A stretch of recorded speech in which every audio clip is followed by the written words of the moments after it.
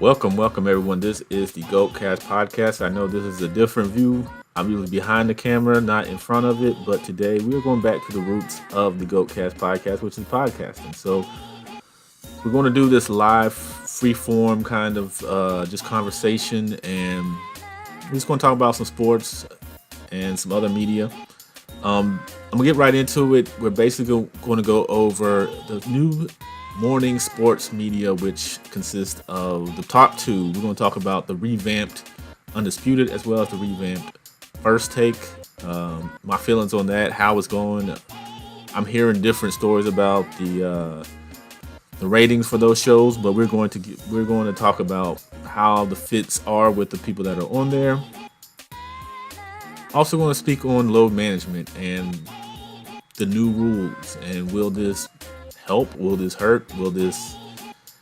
Is this a step in the right direction as far as the NBA, whose regular season ratings have been declining for a while, pretty much since COVID, and I think it's time for, I do believe it's time for a change, and I'm going to speak on whether I think this is a positive change or if it's not going to be much of a help as far as the ratings and as far as the excitement for the NBA. And finally, I'm going to do a little segment on my highest viewed short on YouTube, which today consists of Washington Wizards Michael Jordan. So we're going to talk about Washington Wizards Jordan, and was he as bad as people try to make him out to be? We'll discuss that later on. So right now we're going to jump. Well, I'm gonna start with some NFL.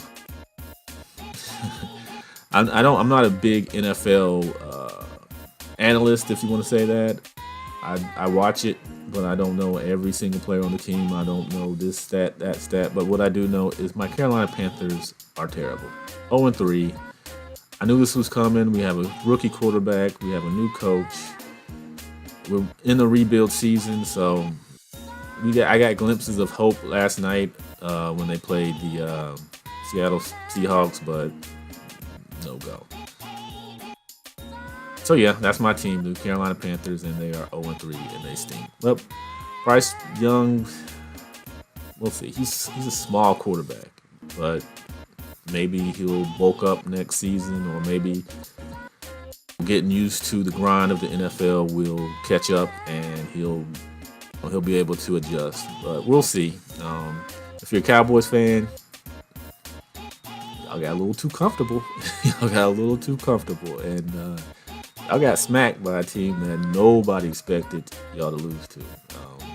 My wife is unfortunately a Dallas Cowboys fan, so it was a somber mood in the house last night. We'll just say that. But yeah, I mean, and if the Miami Dolphins score against the Denver Broncos, I literally thought that was a typo on ESPN when I checked that, because I didn't watch the game. I was doing something else, but when I saw 70-20, I was like, this, did they type that wrong? Did they, input it wrong? And then I looked, and 70-20. If I was Shannon Sharp, I'd be mad too. That's not good. But anyways, we're going to jump right into some sports talk. As far as the new Undisputed and the new First Take. Undisputed went through some changes. It came back late August, I believe, August 28th, something like that. And they had a new cast. Before, it was just Skip Bayless and Shannon Sharp. But now we have Skip Bayless at the helm, and we have Richard Sherman, we have Michael Irvin, we have Keyshawn Johnson, we have Rachel Nichols, and we have Lil Wayne. Yeah. So far, it's been a mixed bag for me. It's a lot of Keyshawn Johnson and Skip, which I think they're doing an okay job. Keyshawn's not bad, but he's no Shannon Sharp.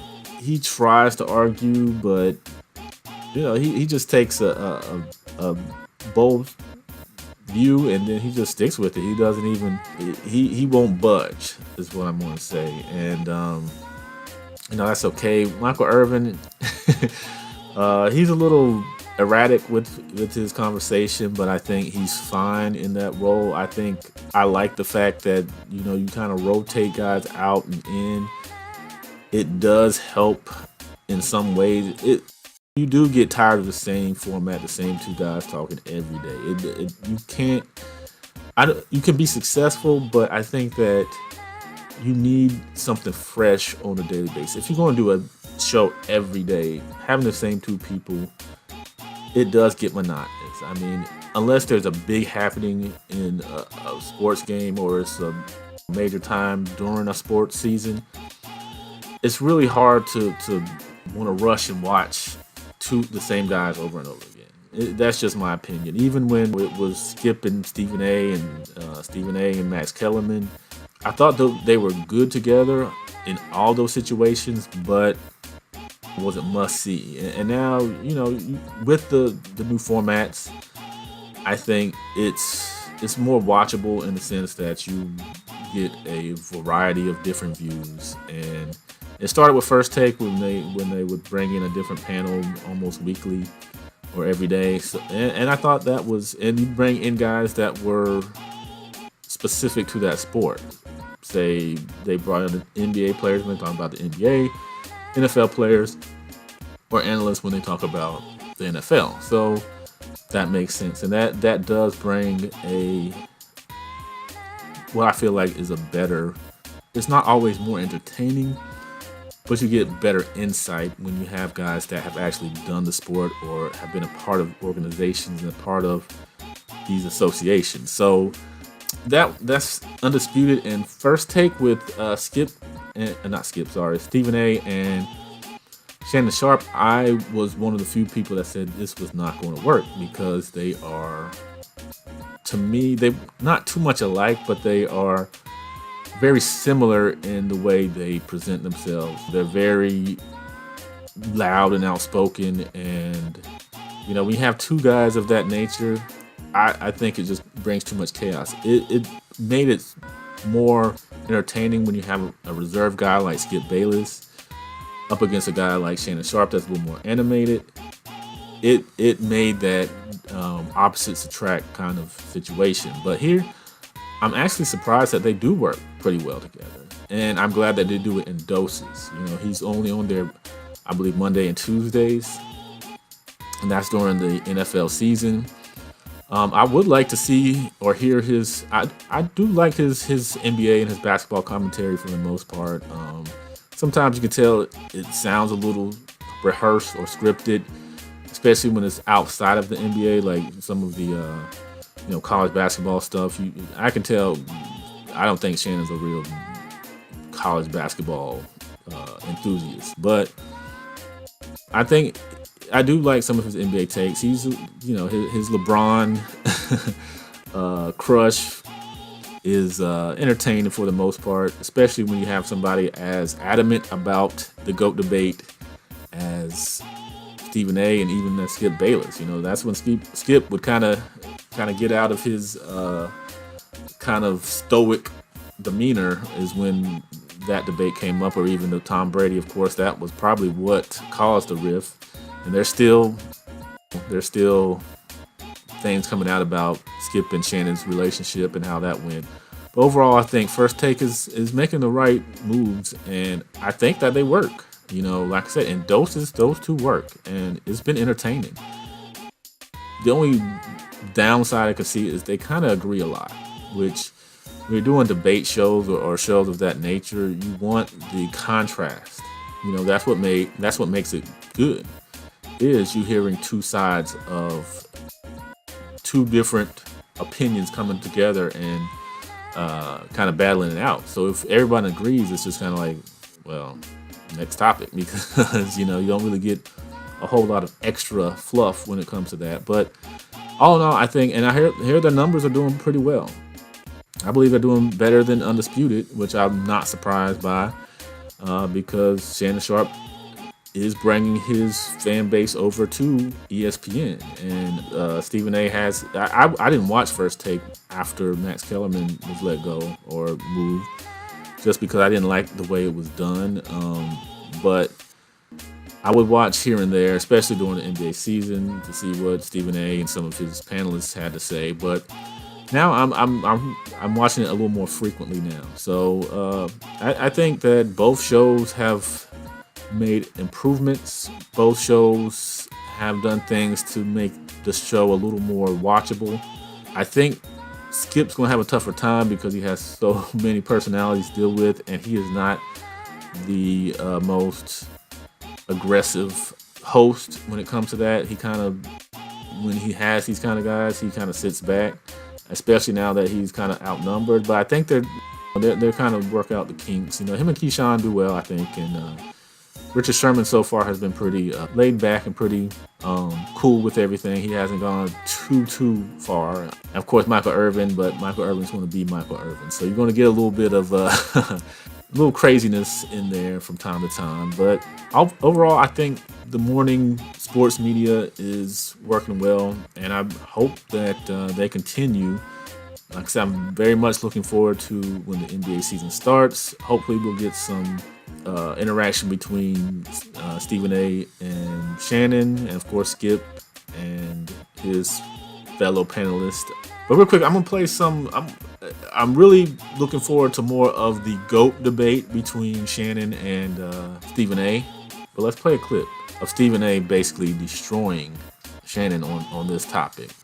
Well, in my opinion, because of course I'm a Jordan fan. If somebody said you weren't number one, you don't feel insulted. No. So why you got to be insulted about LeBron? Because. That's emotion. No, that's they don't my point. That's emotion. But the GOAT. Huh? See, that's emotion you right told there. me the storm was coming. Right. See, your storm happened for 9 years, then took 2 years off. Right. And it happened for 3 years, Yep. and took another 3 years off. That's right. And then it kind of just was like drizzling. Right. My storm been going for 21 years raining. Right. You could say that, and my retort to that would be 6 NBA Finals losses. You I talk want about Michael Jordan? I want you to tell me the team that Michael Jordan faced that was the equivalent of the 17 no and one. 18. No one. Can I respond to that? Sure. Can I tell you why? No one. Do you know why? Because none of them had Jordan. So moving along, load management. This has been an issue that's crept into the NBA for the last, I'd say, it's been there for a little while, and we can accredit different organizations, teams, coaches, staffs, mostly the San Antonio Spurs. I am a Spurs fan, so I follow them or try to follow them religiously.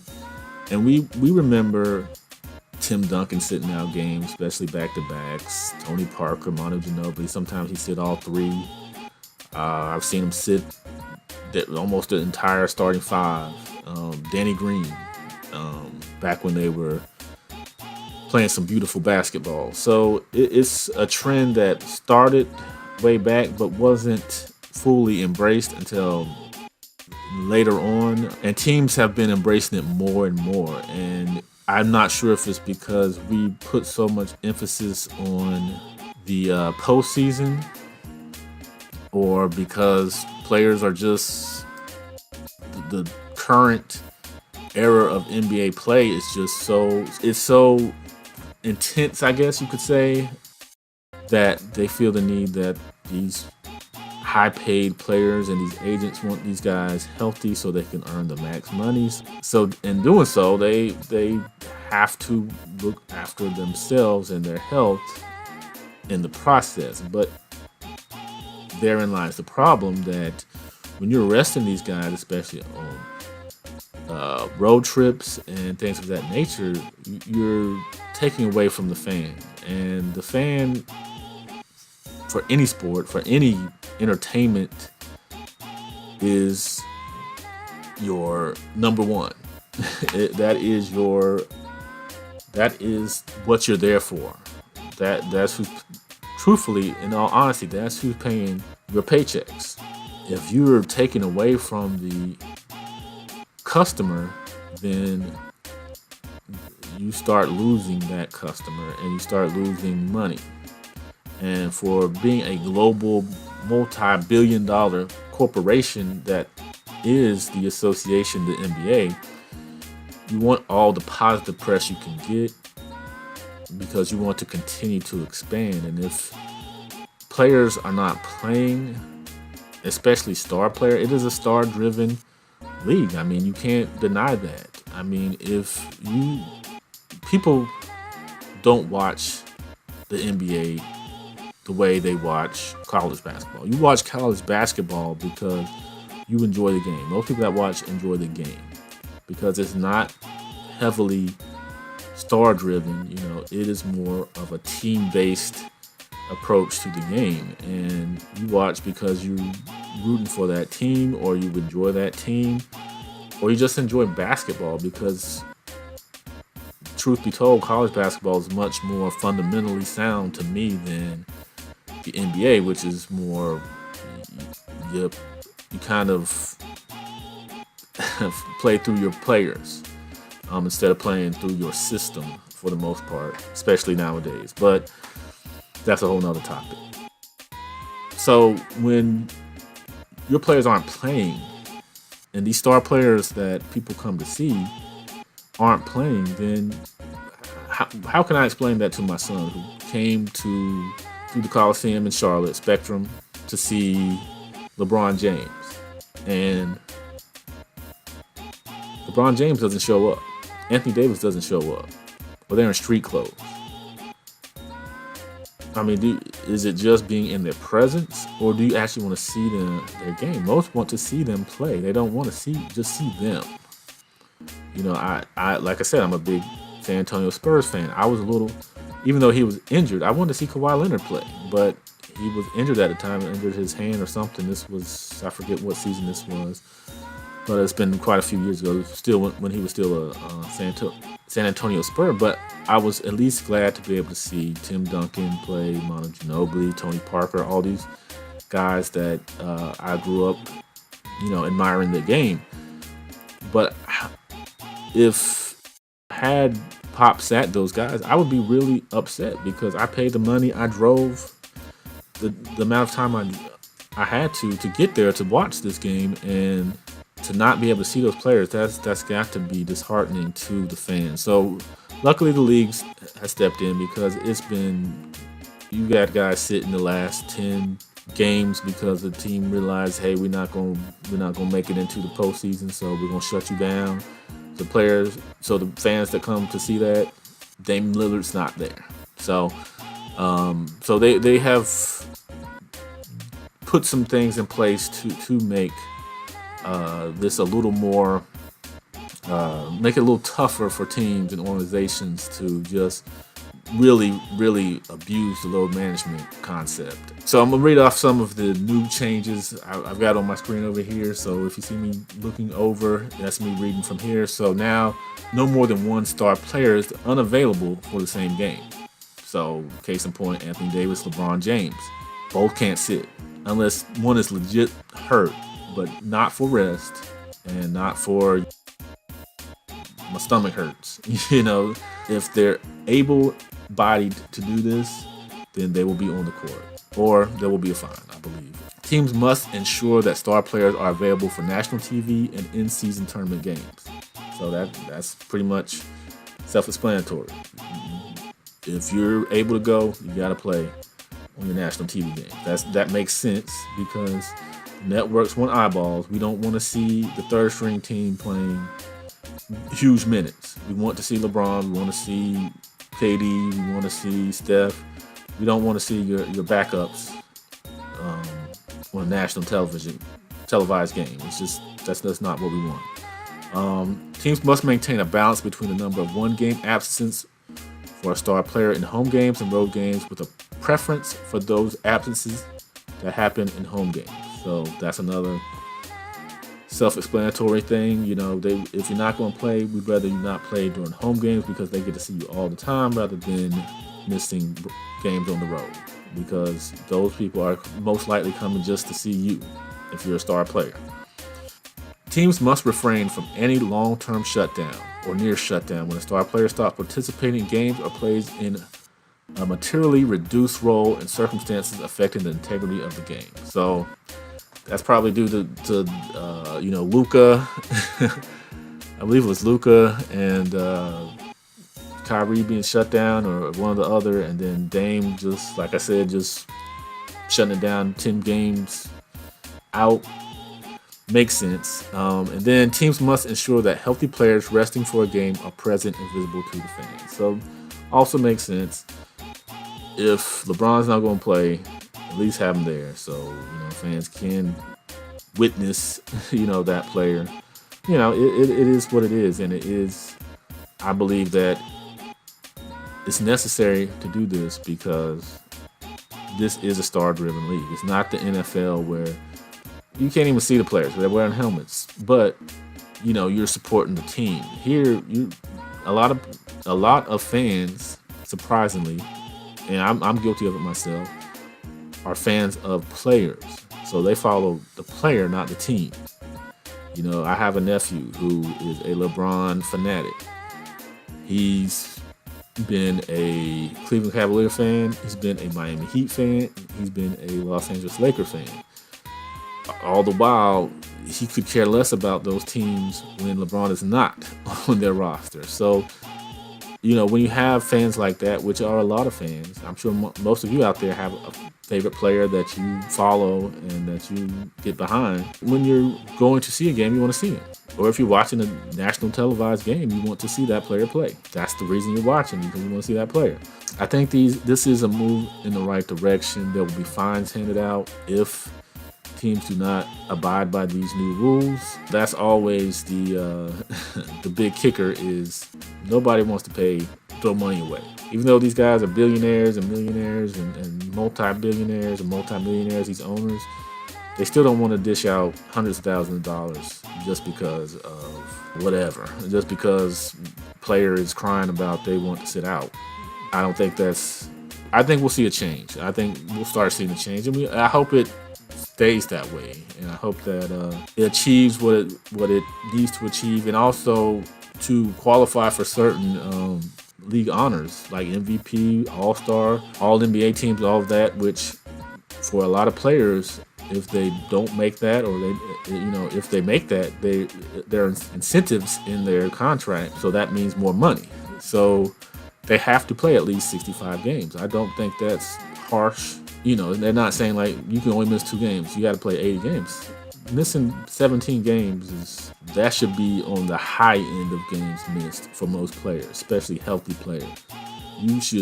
Your baseline should, at least in my opinion, should be 70 games or 75 games. You pick and choose a few times where maybe you're just worn down.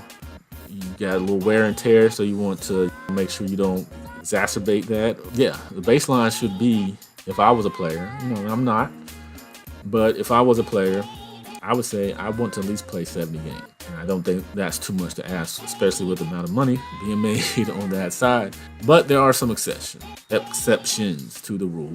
There will have to, if you're 35 at the beginning of the season, which a lot of star players are, there's some exceptions to those guys. Let me bring that up real quick. So there will be some allowances to players that are 35 and older come the beginning of the NBA season. They can have pre-approved, load management for back-to-backs, and guys that have, high career workloads, 34,000 regular season minutes. They can be pre-approved for, missing a few back-to-back, which 35, I'm quite a bit older than that, but I can understand because your body at that age is a little bit, is a lot of times very much creeping up on you. So you can't expect those guys to play high-level basketball every game, even though this is going to segue into my final topic. A guy named Michael Jeffrey Jordan at the age of 40 was able to play all 82 games in his final season. But in that final season, it wasn't with the Chicago Bulls. It was with the Washington Wizards. And I did a short talking about how cool it was that Jordan did come back, and he actually donated his 2001-2002 salary to the 9/11 relief efforts, and that was admirable, very admirable. Somebody, thought I was trying to downplay that in the comment section, but I wasn't. That is admirable. That is somebody of that stature giving out his, and I haven't looked up the numbers, but I'm sure Mike wasn't playing for pennies, so him giving that to the relief efforts was a cool little thing. We knew he was coming back. When it was announced he was coming back, I knew this wasn't Mike coming back for his 7th and 8th ring or to take over the league. Jordan just wasn't that guy anymore. And especially once you saw him on the court, 38-year-old Mike he wasn't what he once was. His father time had definitely kicked in, beat him up a little bit. He just wasn't as athletic. You missed the explosiveness. I mean, he could do it in small doses, but you saw a more methodical, a much slower Mike on both ends of the court. But we tend to look at Washington Wizards Jordan and act like he was just Brian Scalabrine out there. We act like he was just fodder and was just out there just, I don't know, putting up pedestrian numbers. Mike wasn't putting up MVP level numbers. No, he wasn't doing that. But he was putting up numbers that in the league now, even now, would be solid numbers. Mike took a dip in his scoring during that time, but if you look at the numbers, they really were on par with what he did throughout his Bulls run. His rebounds were close to the same. His assists were about the same, if not more, in his 2001-2002 campaign. And even in that 2001-2002 team was on par to be in the playoffs. He had them actually playing some decent basketball. He got hurt. He had his knee issue. In that 2001-2002 season, injuries did affect, Jordan. He tore cartilage. He had a lot of knee issues. So the eye test kind of showed that he wasn't quite, the player that he once was, which was to be expected. He had been out of the league for almost 3 years, 2 to 3 years, and hadn't played real meaningful basketball in that time. I mean, I'm sure of course, Mike kept himself in shape, but being in shape and playing a full NBA game and a full NBA season are two different things. So he came back and was pretty good, I felt. And I think that because of who he is, we kind of don't give him a pass because he is considered the GOAT by many. So him coming back and not wowing, him not making the playoffs, his scoring being a little bit less than normal, even though he did lead the Wizards in scoring that season, but it wasn't the dominant Michael Jordan. And I think but he was with a new cast, a new crew, and he tried to make it work, even though he got into his bad habits of, trying to do everything himself, which of course is never going to work on an NBA team. A team sport, you can't just do everything. But in Jordan's case, he tried to, because he was playing with some young guys. He tried to, I guess, take over, which is admirable at his age, at that age, but that wasn't going to equate to winning basketball. Even though they were in contention to be a playoff team before he subsequently got hurt and missed a lot of time. In this final season, like I said, his numbers other than scoring were on par with the rest of his career. His rebounding, his assists, his steals were pretty much close to the baseline of what he was doing in Chicago. So was Michael Jordan the greatest player in the world during his Washington Wizard tenure? No. That's obvious. It was a new day and age. It was a new league, and he failed the rigors of it. But does that diminish his greatness? No, not either. If he had come back and just stunk and been regulated to a reserve role or a role player role, that'd be one thing. But he was still the alpha on that team. He was still the man on that team, and he still took over games when he had to. He wasn't, he just didn't have the clientele. 2001, 2002, if he went to the Los Angeles Lakers or San Antonio Spurs or a team like that, we'd probably be talking differently, because he may have been able to be that piece to put a team over the top. But that didn't happen. And he was part owner, of the Washington Wizards. So he was trying to bring in ticket sales and to get that, they were rebranded at that time due to switching over from being the Washington Bullets to the Washington Wizards. So it was, I think, just as much business as it was his desire to get back on the court. And, his desire did lead him to 2 seasons that wasn't as legendary as his Bulls run, especially his late or 90s Bulls runs. But they were still productive, and they just add to the lore and to the mystique of Michael Jordan. He came back after retiring, and he played some solid basketball. That's all we could ask. When he came back, I wasn't expecting championships. I just wasn't. I don't know about you. Maybe you were, but I wasn't. And at the end of the day, he came back, he entertained the crowds, and he left pretty much on his own accord, finally, and hasn't been back since. And I appreciate what he did, especially with that relief effort, donating his salary and things of that nature, and just trying to help the Washington Wizards to grow as a team. So we're going to wrap up right there. I will say that these podcast episodes will be YouTube exclusive. I will only do it on YouTube. I'm not moving these to Anchor/Spotify for podcasters, Apple Podcasts, Google Podcasts, any of those right now, because I'm trying to think of the right move for there. It's just a little harder to grow your fan base there than it is here. So I'm going to probably wait for a while before I start uploading on those formats in the future. But hopefully you guys enjoy this. Like I said, I will try to do these at least every other week. I'll try to ramp them up, especially when the NBA does start, because I do want to kind of give my opinions on what's going on in the NBA when it starts. Also, if you enjoy NBA breakdowns and analysis, I've got plenty of videos out there that I've done research and put some time in. So I hope you guys will check them out. Here's a few. Put links in the description for some of these. And just, if you want to check on the playlist, I've got plenty of different variety of videos when it comes to the NBA, even interactive ones. If you've been paying attention to the Clash of the Titans, it's a series I've done to kind of be interactive, where I kind of put 2 past and present players together and do it in kind of like a MMA or boxing format, where you have the red quarter, blue quarter. I let you guys vote who would do the best in a high stakes playoff game. So we're going to end it here, and I do appreciate you guys.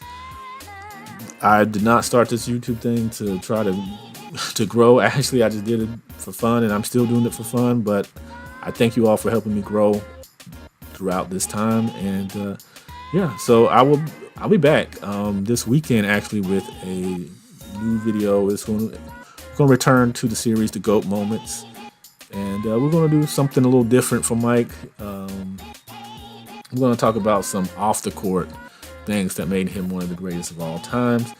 So check that out this weekend, and hopefully you guys enjoyed this. Like I said, I will be back. Thank you guys again, and I'll be back soon.